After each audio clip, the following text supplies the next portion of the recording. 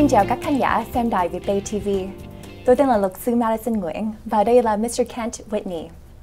Hôm nay luật sư Madison Nguyễn và Mr. Kent Whitney có dịp phỏng vấn thị trưởng thành phố San Jose, Mayor SamLiccardo. Come on. Welcome, Mayor SamLiccardo, to Việt Bay. Come on. Xin chào quý vị. And welcome, Mr. Kent Whitney. Thank you very much. Mayor, so I know that your sister and your father, Laura and Sal Liccardo, are both attorneys, and you once were a practicing attorney doing, mainly prosecution work. What made you transition from being a lawyer to a politician? Well, I consider myself a recovering lawyer now. We've gone through this 12-step program.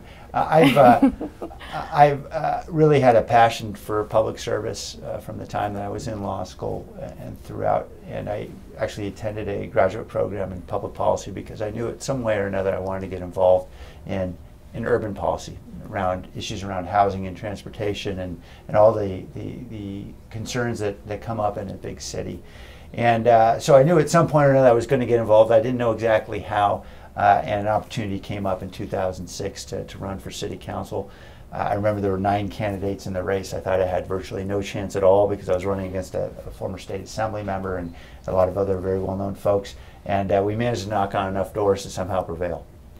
Oh, great. So because there was an open seat, then you decided to run for that position through the public policy work that you had done before while in graduate school? Yeah, it was a combination of things. I had been passionate about certainly transit issues. I'd been on a BART campaign back in 2000, trying to bring BART here to San Jose. I'd been working on affordable housing with several organizations on their boards, and also was very obviously passionate about crime because I was a criminal prosecutor. So it was natural for me with all those issues that I was really very deeply engaged with to pursue a path to the council representing the downtown district. Great. And so I know that this Saturday you will be hosting your first State of the City event, and that will be at Independence High School. So what does that mean for the Vietnamese community? Well, we wanted to make sure that we had a State of the City event that was in the community. In the past, it's always been in the downtown. I know it's not always accessible for a lot of folks, particularly people who are living on the east side. And it's important for everyone to feel as though this is their city, this is their city government. And so this was really an opportunity for us to get out in the community, have a more family-friendly event. We're doing it on a Saturday. Hopefully more people are available then. Invite more families, and we'll have a resource fair as well for folks in different languages, in Spanish, Vietnamese, and English, to ensure folks can get connected, whether it's to deal with immigration challenges or to sign up for health care through the Obama program. And what time is that event at? We'll be doing it at 10 a.m. 10 a.m. until 5 p.m.? Until they tell me to stop talking.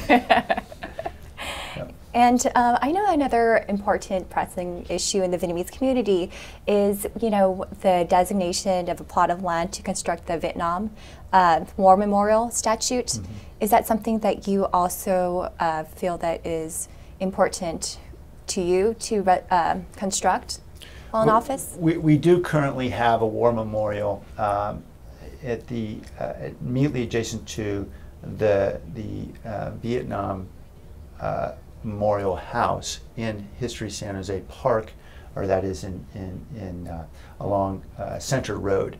And certainly I'm happy to do whatever we can to support the continued vibrancy of that memorial, along with the surrounding elements that are, I know, very important to many members of the Vietnamese American community. I know there are also folks who are interested in seeing something happen downtown. I'm very open to that when a site is found, and obviously typically it involves a lot of private fundraising to make that happen. There are a lot of, I think, very important initiatives to the community that we need to move forward on. I think particularly about a Vietnamese American Community Center. It's just been a passion for many years for a lot of leaders in the community, and I think we have the opportunity, if we can partner with the private sector, to make things like that happen. We just have to appreciate we're not a city with money right now, mm-hmm. So it's really going to have to happen through partnership. I see. And another pressing issue we have right now as a city as a whole is homelessness in our mm-hmm. community. How are you going to battle that? Well, as we know, this is a very big challenge for cities throughout the country. We're seeing in cities like in Denver, the homeless population has doubled in just a couple of years. It's exploding everywhere, and particularly here in San Jose, where rents are escalating at such a high rate. For me, the focus has been recognizing that we no longer have the public resources to be able to spend on affordable housing with subsidies as we did in the days when we had a redevelopment agency. We have to focus on more innovative ways to be able to get affordable housing built. And so I've been focusing, for example, on renovating declining motels, for example, along Monterey Road and First Street, where we know there are motels where we're seeing a lot of crime, we're seeing drug dealing and so forth, where we can go in and lease up all of those rooms in a long-term lease and be able to use those rooms for SRO, apartment housing. That's certainly one tool. We're going to need a lot of tools. We're working with the private sector, several very engaged CEOs who want to do something significant and philanthropic around micro-housing. And so we'll be building very small units, likely either on public land or land that we're able to acquire through their work, to try to get more folks off the street. Great, thank you. And then Ken, I know... Ken, excellent. I'm from Chicago, and they do those SROs. And there are people who contribute a lot of money to help set those up. Yes, and we private need individuals a lot of and foundations. What about crime? I hear so much about people worried about their homes and break-ins, and not only that, the crime of breaking in, but they're actually hurting the people. And perhaps the shootings too that have been occurring lately, Sure. with the Chris Brown event that happened, and a few people were shot in the club. Yeah, there's no question folks are concerned about safety, and we've got, it's kind of an odd situation we're in right now. We've seen crime and most of the rates drop for the last couple of years. We continue to have the lowest rate of violent crime of any major city in the country. But frankly, people aren't worried, and they're worried because burglaries still are too high. We know that our police staffing is incredibly low. We've got a lot of work to do to rebuild this department. And so it's a question of recognizing our assets, which is we've got a community that's relatively safe. That's a great thing. But we've got a lot of work to do to rebuild the police staff. And so the first most critical thing we need to do is obviously get to the bargaining table with our police union and hammer out an agreement that's going to ensure that they're going to be partners with us in helping us retain and add police. But there are a lot of things we can do in the meantime, because that's going to take some time. And I actually wrote a 140-page book about all the innovative things I think we can do, because cities are doing it throughout the country. Everything from creating registries for crime cameras that can be utilized online very easily, to really building on success we've had in the past with our Mayor's Prevention Gang Task Force, getting more jobs for teens, particularly troubled teens.